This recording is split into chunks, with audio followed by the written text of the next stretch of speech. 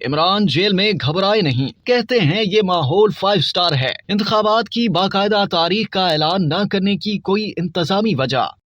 नून league के senior रहनुमा barrister Zafrullah ने कहा है कि नवाज शरीफ आने से पहले अदालत से हिफाजती जमानत लेंगे। उम्मीद है नवाज शरीफ को अदालत से हिफाजती जमानत मिल जाएगी। इमरान खान जेल में मरीम नवाज से झाड़ू दिलवाता था। हम नहीं चाहते चेयरमैन पीटीआई के साथ भी ऐसा ही सलूक हो। इलेक्शन कमीशन के जनवरी में इलेक्शन के ऐलान को वेलकम करना चाहिए। नवाज शरीफ की वापसी तक शहबाज शरीफ का लंदन आना जाना लगा रहेगा। प्रोग्राम में तर्जुमान कानूनी उमूर चेयरमैन पीटीआई नईम हैदर पंजोथा और पीपल्स पार्टी के सीनियर रहनुमा नासिर हुसैन शाह भी शरीक थे। नईम हैदर पंजोथा का कहना था कि चेयरमैन पीटीआई को जेल में मुश्किलात का सामना है, लेकिन वो घबराए नहीं हैं। कहते हैं ये माहौल उनके लिए 5 स्टार है। आइन के तहत इलेक्शन कमीशन इंतखाबात की तारीख का ऐलान नहीं कर सकता। इलेक्शन कमीशन ने आइन तोड़ा है, इस पर आर्टिकल 6 लगता है। नासिर हुसैन शाह ने कहा कि इलेक्शन कमीशन के जनवरी में इंतखाबात के ऐलान का खैर मकदम करते हैं। पीपल्स पार्टी का वाज़ेह मौक़िफ़ है, हम 90 रोज में इलेक्शन चाहते हैं। बिलावल भुट्टो सिर्फ पीपल्स पार्टी के लिए नहीं, सबके लिए लेवल प्लेइंग फील्ड की बात कर रहे हैं। बैरिस्टर जफरुल्लाह ने कहा कि नई हल्का बंदियों की वजह से इंतखाबात की तारीख का मसला पैदा हुआ है। इलेक्शन कमीशन इंतखाबात से पहले नई हल्का बंदियां कराना चाहता है। इलेक्शन कमीशन ने जनवरी के आखिरी हफ्ते में इंतखाबात का ऐलान कर दिया है। इंतखाबात की बाकायदा तारीख का ऐलान न करने की कोई इंतजामी वजह होगी। सियासी जमातें इंतखाबात की बाकायदा तारीख मांगे, मगर जनवरी में इलेक्शन के ऐलान को वेलकम करना चाहिए।